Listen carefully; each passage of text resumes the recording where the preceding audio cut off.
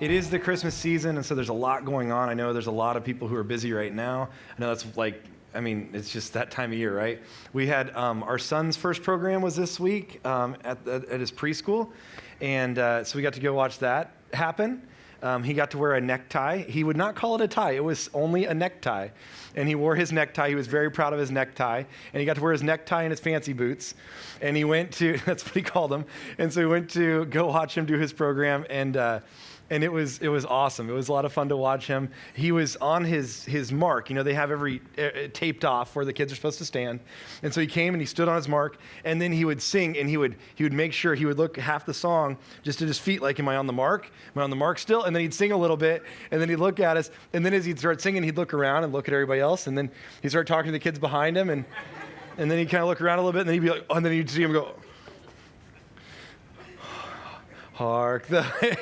He had to get back on his mark, and then he'd sing a little bit longer, but then he'd get distracted and look around. And so he did his program. And this time of year, you know, kids have their programs, they have their things going on. It's an interesting thing because it's that time where they start to learn the Christmas songs. And just as for Jaleesa, like reading through Isaiah, there are parts of that where it gets really confusing, right? In Christmas songs, there are some words that are really confusing. There are some themes that are very confusing. There are some ideas there. I wish that I could say like Elisa did. The way she said wicked fools was awesome. When I say it, I sound really lame. When she said it, it sounded like really awesome. Like, don't mess with the wicked fools. I was like, man, I'm not messing with her. I don't want to be a wicked fool. There's things like that. There's these words in there that are like really tricky. And we were singing the other day, my daughter, she was singing Silent Night. And we got to that famous line of, you know, round yon virgin, mother and child. And she sang, you know, round yon virgin, mother and child. And I said, do you mean virgin? And she looked at me and she goes, no. And then in my head, I started to play out all the scenarios that were about to happen. And the flow chart started in my head of which rabbit trail are we going to go down here, and which word are we going to use. If we go with virgin, there's a whole nother conversation that's about to happen.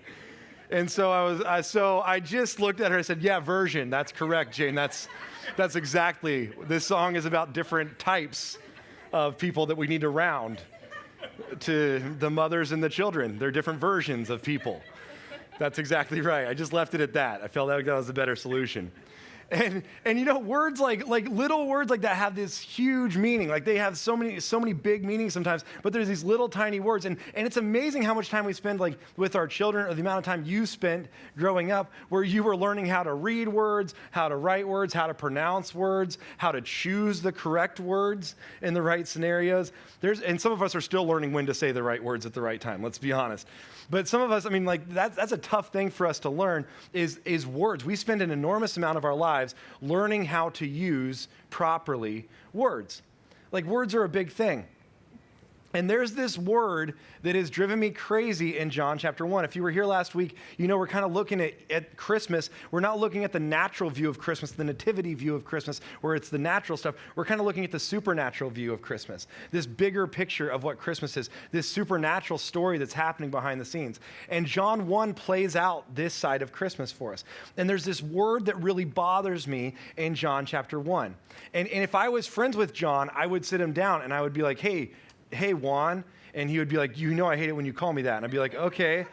I'd be like, okay, John Claude Van Darn, because you're a disciple, I can't say that word. And he'd be like, you know I hate it when you call me that too. And I'd say, well, anyways, John, here's what I need to know. There's this word that drives me crazy. Why did you choose this word? Why is this the word in there? And he says in John chapter 1, he says, in the beginning was the Word, and the Word was with God, and the Word was God. Why did you choose the word? That word drives me crazy. Why are we summing up Jesus with the word? Like that word has driven me crazy for a long time. Why would you choose the word to talk about Jesus? And that word has really like sat with me for a long time because it's not really mentioned anywhere else. Jesus never refers to himself as the Word. He's never like, well, I'm the Word. He doesn't really refer to himself that way. He doesn't really take that name on beyond this point, but John chooses specifically this word. Why does he choose that word? What is that about? And I think it's because, really, if we look at the history of the Bible, if we look at God himself, what has happened throughout the Bible to this point is God has spoken through words. I know it doesn't seem that way. It doesn't seem like God's one that's like really a talkative guy sometimes. Sometimes it seems like God's really quiet. But if you look through the Old Testament, there are so many times where he speaks, and he speaks words. As we talked about last week, that verse alludes to Genesis chapter 1, right? So in John chapter 1, he says, in the beginning. Where else do we see that? Genesis chapter 1. In Genesis chapter 1, God starts off by speaking. We see that in Genesis chapter 1, right? It says that in the beginning, was God. And it says that he's there in the beginning, and he created the heavens and the earth. Now the earth was formless and empty, and darkness was over the surface of the deep, and the Spirit of God was hovering over the waters. And the first thing God does, what does he do? The very first thing, the first action of God is he speaks. Then God said, let there be light, and there was light. The first thing he does is he speaks. That's like his first coming out party of God. Like now we know God's there. He was formless. It was empty. He was hovering over the water. We don't know where he is. And all of a sudden he's like, no, I'm right here. He speaks, and there is light.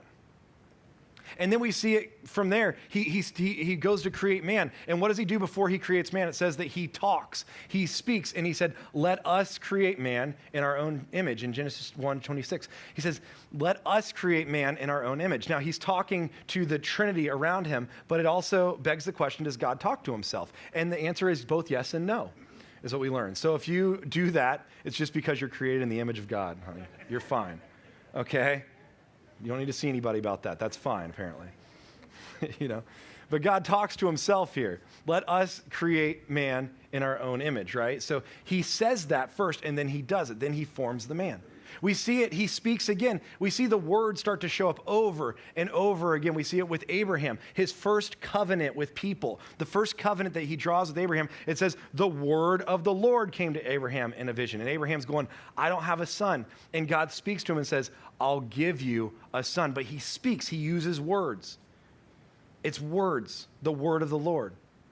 We see it later on with Moses. We see it in the Ten Commandments, right? When the Ten Commandments were written, I love this. When the Ten Commandments were written, first of all, he speaks these things, and he says, I'm going to speak these words, and then you're going to write them down on a tablet, okay? So he speaks the words first, and he says, and God spoke all these words. That's the first line of the Ten Commandments. The first line of the Ten Commandments is God speaking words. That's the first line.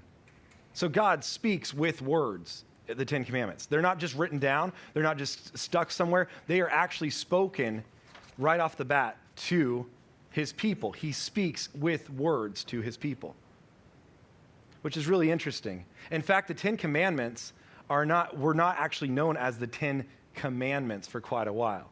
The word that's used there for word is a word called debar. And debar is actually not used in the connotation of commandments so much as it is a conversation. I know that's weird. There's two words in the Hebrew that would have been here. There's one that's kara, and kara is a command. It's a calling out. It's a one-sided conversation. This word that's used here is actually the 10 debars. Debar is a conversation. It's an ongoing thing. It's not a commandment that's given and God walks away saying, you go do that. Leave me alone. It's a conversation that God begins with mankind. The 10 words is what it was known as. The 10 words were the 10 commandments. And then God says it again after he speaks the first time. He has to speak again because he says to Moses, now chisel out 2 tablets just like the first time and write down the words that were there on the first tablets, which you broke. Now, if you remember Moses broke the first tablets, this had to be an awkward conversation with God where he was like, where God brings it up again. If you think God forgives and forgets, read this verse sometime. He's like, no, I still remember about them tablets that you broke. You're not off the hook yet, Moses. So now we have 20 commandments. So he has to write version 2, but he still speaks with words. And then we see it go from there with Moses. Those 10 commandments live for a long time, and that's a big deal. But we see it start to move through all of these different prophets. We see it with Samuel in Samuel chapter 3, where it says that the word of the Lord was kind of rare in those days. But Samuel learns to have this conversation with God. The word of the Lord was rare. It moves from there to Solomon. The word of the Lord spoke to Solomon. The word of the Lord spoke to Elijah. The word of the Lord spoke to Isaiah. The word of the Lord spoke to Jeremiah. Every time the word of the Lord keeps showing up, right? The word is there. The word is there since the beginning. God is speaking constantly. Now, that doesn't mean he's like talking too much. It just means he's speaking a lot. My son, this week, we had to have a procedure done on his mouth. Oliver had a tongue tie. And from the time he was born, his tongue has been like that little thing that holds your tongue on. What is it? I don't even know what that's called. Is there a name for that? Really? Is there a name? There's a name? Say that again. His frenulum was attached all the way. Wow, that was awesome, Tony. Okay, so his frenulum, yeah. Let me start that over. My son, he had to have a surgery this week because his frenulum is what what's called, in case you don't know. His frenulum was attached all the way to the front of his tongue. Poor kid couldn't stick his tongue out. It would just kind of roll over, but he couldn't stick his tongue out. He couldn't fully move his tongue. And so we had to go in and have it lasered off. And so, which is a really terrifying thing to have to see your son. So he's laying in this dentist chair, and he's laying back on this table or on this chair, and they put this little thing over his nose for the happy gas. And they asked him what flavor of gas he wanted, like what he wanted to smell like, and he said raspberries. I don't know why he chose that. So he's laying there, and he's got this little thing over his nose, and he's got these sunglasses on because the lights are coming right down in his eyes. And he starts breathing it in really heavy. You can see his little tummy go up and down and up and down. And then he looks over at the nurse. He goes, "I like raspberries."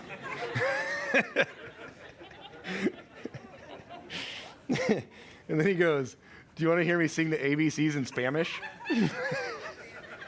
And she said, yes, I do.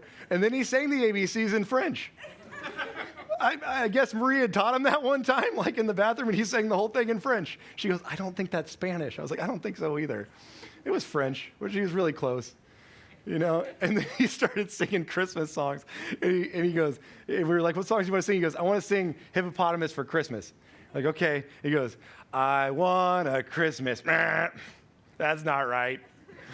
"I want a Christmas." No, that's not right. He did it like 5 or 6 times. He tried it. He never got it. But anyways, he had to go in and have this surgery done because we had to get this done because he's starting to fall behind a little bit developmentally to speak clearly. He's not speaking clearly. We had to have this done. I know that sounds like a minor thing, but think about how much time we put into speaking clearly. I go to a group every Thursday night with David Holowinski. We go to Toastmasters where people are learning to speak clearly. They want to get their message across. They want to be able to sell things or talk to people or speak in front of a group because we're trying to learn to speak clearly, right? There's times where we're trying to get that down. As a pastor, it's good for me to learn to speak clearly because otherwise sometimes you end up mixing up the name of John with the name of Thomas. I've heard of pastors doing that. For instance, I may have done that once if you weren't here. But, you want to learn to speak clearly. It's an important thing. Here's the thing. When God speaks and he's speaking with this volume and he's speaking this amount, there's this part of us that thinks he can't possibly mean everything he says. But the truth is, God doesn't stammer when he speaks. He doesn't stutter when he speaks. Everything he says is intentional. It's metered, it's measured, it's on purpose. And the two things that happen when he speaks is first is creation. He speaks into creation. He creates things with what he says. There is no accident in what he has created. You have been created by God, and there is no accident in the way that you were created. He didn't mess up a little bit. He didn't stumble over the words, and somehow you got created a little bit inadequate. You were created in his image. He spoke you into existence, and he did it on purpose. He speaks with purpose. Secondly, he doesn't just create things, he creates covenants when he speaks. He makes these covenants, he makes these promises. And every promise that God speaks will come true. It will happen. God speaks of his love for us. That is unconditional. God speaks of his provision for us. It will happen. He will provide for you. I'm not talking about a prosperity gospel. I'm talking about a promises gospel where he promises something and he will do it. He didn't misspeak the first time. He said it intentionally and he will follow through. When God speaks, he doesn't mess around with it. It's not an accident. It's on purpose. There was a time in my life where I really was pretty convinced I was an accident because my brother is 9 years older than me. My sister is 7 years older than me. And then 7 years later, my parents decided to just have one more kid. Don't tell me that's on purpose. Nobody does that on purpose. You know how easy life gets with kids by the time they're 7 years old? You don't start over. You're like, yeah, let's have sleepless nights again. Let's go back to that fun there. Let's get some more diapers in here. That sounds like a good time. Nobody does that on purpose. And my mom swears that was on purpose. I don't buy it. But the truth is God does not make accidents. Your life is not an accident. The place he's called you into is not an accident. Your vocation right now is not an accident. The place he has placed you in is not an accident. The neighborhood you are in with the neighbors you have is not an accident. He spoke it and it has come to pass because everything he speaks is on purpose. That's why you're here. He doesn't speak on accident. And when he makes creation, it's on purpose. And when he makes covenants, it's on purpose. But it goes from there, and we see this time after time, just like Cyndi Lauper. It's like time after time after time. He's speaking. He'll call, and I'll answer. I'll be waiting time after time. Right? He's speaking. He's constantly speaking. Speaking. And then we hit this dreaded verse at the end of Malachi, and it says this: "Then you will trample on the wicked. They will be ashes under the soles of your feet. On that day when I act, says the Lord." He's speaking words, says the Lord Almighty. "Remember the covenant of my servant Moses." He's talking about those 10 commandments, those 10 words. He's saying there were words written for you. Remember those because you're going to need them. "And the decrees and the laws I gave him at Horeb for all of Israel." He's saying, remember those words I gave you because you're going to need those words. Because after this verse, God goes dark. God goes silent. For about 400 years, God is silent. God is suddenly saying, remember all those things because you're going to need them, because I'm not going to speak anymore. And he quiets himself. He stops speaking. I don't know about you, but silence is really uncomfortable, right? Silence doesn't make us feel great. I don't know if you've ever been in a room with people who are silent. I find myself talking a whole lot when I'm at lunch with somebody who just isn't a big talker. I find myself just talking a lot to fill the space. I got lots more to say that day. I'm like, man, I just remembered all the things I wanted to tell you about. Did I tell you about my son already getting surgery? I'll tell you it again. That's a great story. You know, I just start talking. I just want to fill up the space. It makes me a nervous wreck when there's silence. And you're probably the same way. Like, we're not used to a lot of silence. And God goes silent. For 400 years, there are no more words. The words are done. That's a scary place to be. And a lot of people had given up. A lot of people thought he was done. He would never speak again. That the words had run out. For a lot of us, this is the point where we start to question in our own lives. When God goes silent, that's when we start to question the creation that we are. Was I really created for this? Did God really create me to walk through this? Did God want me to even be here? We start to question ourselves as creation. We start to question whose we are. But the other thing we start to question is the covenants that he creates. We start to question, did he really mean that promise?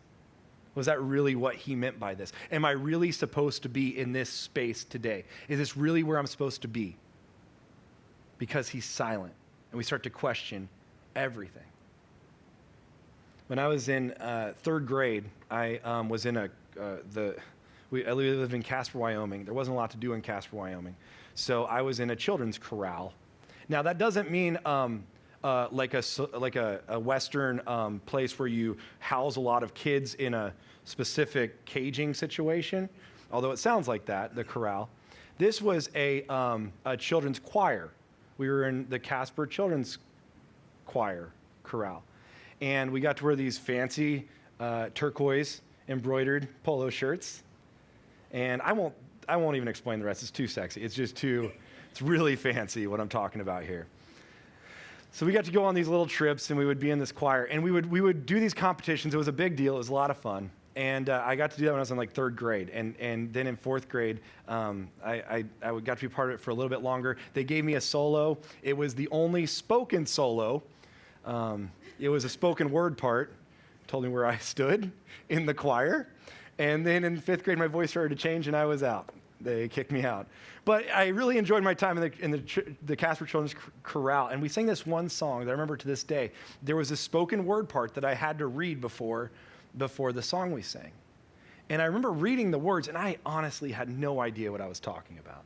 But I read these words about this poem that was found in this Nazi concentration camp. And it was etched in the walls. And an anonymous prisoner had left it there in the walls. And I read this whole intro to this song about this. Now, I had no idea the gravity of what I was talking about at the time. I just knew that I was supposed to read this because this song that we were going to sing was based on this poem that was on the walls. And this poem, it's just 3 simple lines. It's really brilliant. But it says, I believe in the sun even when it's not shining. I believe in love even though I don't feel it. And I believe in God even when he is silent. They found this etched in the walls of a concentration camp by a Jew who had been there, saying, I still believe in God even right now when he is silent. See, the problem is sometimes we think that God is remaining silent, and therefore he's remaining still. Don't confuse silence for stillness. Silence doesn't mean that God has stopped acting, that God has stopped moving. God is still active. He's still alive. He's still doing things, even when he is silent. It's just like your kids, right? It's that moment you know that things have gone horribly wrong when it's way too quiet, because you know they're doing more activity than they ever have, but it's really quiet. God's silence does not mean he's remaining still. And there's times where I think we confuse the two. And God, at this point, has been silent for 400 years. And after 400 years, he speaks one word again. And it's this word that has become flesh. It's like, I've got one word that I want to put out there. And it's a word that will encompass all of creation. It's a word that will encompass all of my covenants. All of those things will be wrapped up in one word, and here's the word. This is the word I'm talking about. It's the word that has become flesh. It's not just a word out there in space anymore. It's not just a law that has been written down. It's not just a prophecy that has been spoken out loud. This is a word that is now flesh. It's not a thought. It's not an idea. It's flesh. It's flesh and bone. It's living among you. That's the word that I have to speak now. And he sends his son, this word made flesh. And he chooses this really great word for this, which is this word logos. Now, when John writes this, he chooses a really specific word for the word. And the word for word is logos, or logo. It's where we get the idea of a logo. Logos. And he chooses this because this word, where it says word, it really means like this big encapsulating thing, this wholly embedded thing of all of who God is now has a logo. It has a logo for us. It has a face. It has something we can grab onto. Logos are really important for us. We like logos. We like images. In fact, if you remember, we'll run through a couple real quick, okay? So here's a few. So you might know a couple of these logos. Let's do some easy ones real quick. We've got a few for the screen. There's let's see what we got. We got this. There. So we know this one, right? Whoever came up with Apple, this is genius. What if we made the logo an apple? I like it. This is good. Marketing teams got together, put their heads together. These are the geniuses of the world coming up with that right there. We all know that one, right? Like you would see it, you know what it is. What's the next one there? You would know these logos. They're very easy. Oh, guess it. Guess. Coca-Cola. Oh man, now this one's good because somebody was thinking, what if we just made our name the logo? I like it. I like this. Okay, but there's other ones, like if you look at Starbucks' new logo, right? If we look at Starbucks, for instance, or we look at Nike, these are logos that are actually created, and this is a new thing to us. If you notice the new Starbucks logo no longer has Starbucks around the outside. It used to have that. They've actually dropped that intentionally because they believe their brand is so recognizable without the words. You don't need the words anymore. The words don't matter. Now it has a logo, which is more important than the words. In fact, Starbucks has joined really about a handful, about 20 companies in the whole world that has been able to pull this off, that they can have a logo without any words on it telling us what that logo is. And if you notice that, go to stores, go look around at Starbucks now, they've taken that off of there. You know, Nike's the same way. They've taken the Nike off of the swoosh. They no longer need the two. The swoosh is synonymous with Nike. You don't think of anything else when you see that. You see a swoosh, you know it's a swoosh. We don't even think it's a check mark anymore. We've gotten past that. It's now just a swoosh. And they've taken their name off of that because they know better. In fact, you could look through so many logos, you would probably be able to identify all these logos just based on what you've seen and the way you've understood them. And see, God's going, I've dropped the words. You don't need all my words anymore. Now you have a logo to identify me by. In fact, we did the same thing with Restoration with this logo here. When we were kind of trying to come up with a logo for the church, I have a friend who's a graphic artist out in Seattle area. And I called him. I was like, hey, we're starting a church. And what do you need when you start a church? Of course, just branding. That's all you really need to start a church, is just marketing. And I was like, so do you have any ideas for a logo? And he was like, well, what's the church name? I said, Restoration. He said, okay, I'll kick it around for a little bit. So he sent me, the first logo he ever sent me was actually this logo here. And he sent me this logo, and as soon as I saw it, I was like, I love it. I love what's going on here. Now, if you see it, there's some easy things inside of this. So this does make R's, right? So the inside of this, the negative space, creates an R for restoration. Now that's clever, right? That's pretty good. But then we had printed everything with it. We had gotten this logo out there quite a bit. It was all over the place. And we were talking about it one day and how we liked the R's in it. And then I believe it was Joyce who pointed out, and unfortunately a few of us hadn't noticed this, she pointed out, because she does marketing and she understands these things, she saw it and she goes, I like how it's like a square that's been spread out, but it's coming back together. All these pieces are fragmented, but they will come back together. They will be restored. It's this fragmented square, but it can come back together. All the pieces are cut into place where it would be able to be restored. And all of us were like, that is really cool. Just like we thought. That's perfect. And she said that about the logo, and immediately we're like, yes, that's exactly right. Because that was our dream, was to have families restored, having individuals restored, having marriages restored because of this church that exists in the Trinity community. That was our dream, was to have that. And as soon as we saw it, we're like, yes, we're looking for wholeness again. And these are all these fragmented pieces that could become whole once again. That's why we wanted to be Restoration Church. As soon as that all clicked, it was like, yes, that's why that's our logo. And God makes Jesus his logo. He says, you don't need my words anymore. You just need this logo of Jesus. In fact, God is so proud of Jesus' logo as his logo that he actually says this 2 different times. It's the only times God speaks publicly in the New Testament. He speaks out loud. More than one person hears him. He says the same thing. It happens in 2 places. It happens, one, at Jesus' baptism. Luke's account makes us think that maybe more people heard this than just Luke or just Jesus. He speaks this out loud. And the other places he says this at the Mount of Transfiguration. He says this in Matthew 17. He says this at the Mount of Transfiguration. He says, when God speaks up, he says this out loud. It's the only time he ever does that. He says the same thing both times, the exact same words. And he says, this is my son. This is my son, whom I love. With him, I am well pleased.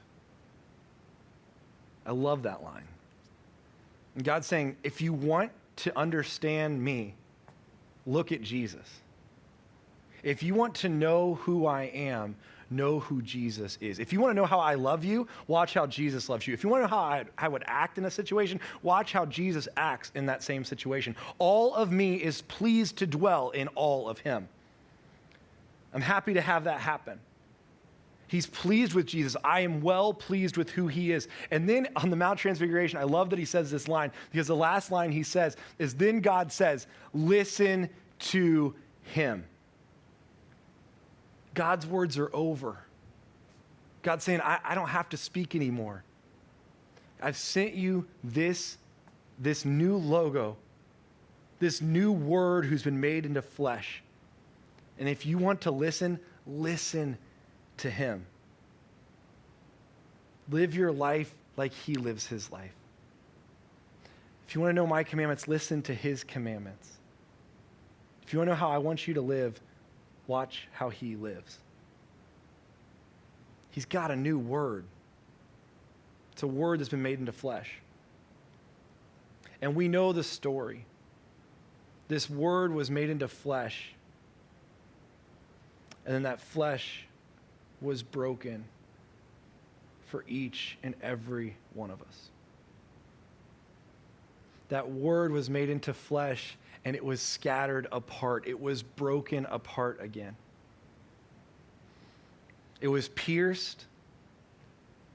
It was mocked. It was spit upon, and it was hung on a cross for each and every one of us. And we know the end of the story, that word wasn't just made flesh to live a happy life and ride off into the sunset. That flesh was broken for each and every one of us. All of God's words show not just his creation and how much he loves his creation, but it does show his covenant to us, and that he will fulfill his covenant. And he did through Jesus. So this morning we're going to take some time, we're going to take communion together to remember that. Now, this isn't going to be super fancy. I don't know if you've been around here before, but we're not super fancy. But I'm going to ask, if you are somebody who follows after Jesus, you're welcome to come take it. We don't have any membership. We don't have any rules or stipulations. Just if you're a person who follows after Jesus, you're welcome to come take communion. And we're just going to play some music, and you're welcome to come up. And remember during this time that word that was made flesh and broken for each and every one of us. Word that was broken for his creation and to fulfill his covenant to us. So just come on up. There's bread here, and we're going to do what's called intinction. That's a really fun word, but you get to dunk that, just dip that into the juice, and you can take it right while you're up here. If you want to kneel, you're welcome to kneel at these steps. If you want to kneel at seats, there are seats in the front rows. You're welcome to kneel there if that's something you'd like to do, or you can just take it back to your seat. But you can go ahead and take it. You don't have to wait on anybody to lead you through it. Go ahead and take it on your own schedule here, and then we're going to sing together. Let's stand together. We'll pray, and then you're welcome to come up. God, I thank you so much for your body that was broken for us. God, I thank you for this word that was made flesh and that it was broken and spilled out for us. And God, I thank you for being a God who is faithful time and time and time again to your creation and to your covenants. So God, I pray today as we take of this bread and of this cup, God, I just pray that you would bless this time with you, that you would remind us the enormous sacrifice that this was for you, to send your son from a perfect heaven to a broken earth, and to have him poured out for each and every one of us. God, I pray that as we take this together, you would remind us of your sacrifice, remind us of this Christmas season, and God, just make this a fresh time for us in Christmas. God, may this not just be another year where we let it blow by us, that there's presents and there's family and there's lots of fun things, God, but remind us of the gravity of this season, how important this is for each and every one of us, that your son left heaven to come to earth to be poured out for us. So God, remind us of that during this time. Praise things in your name.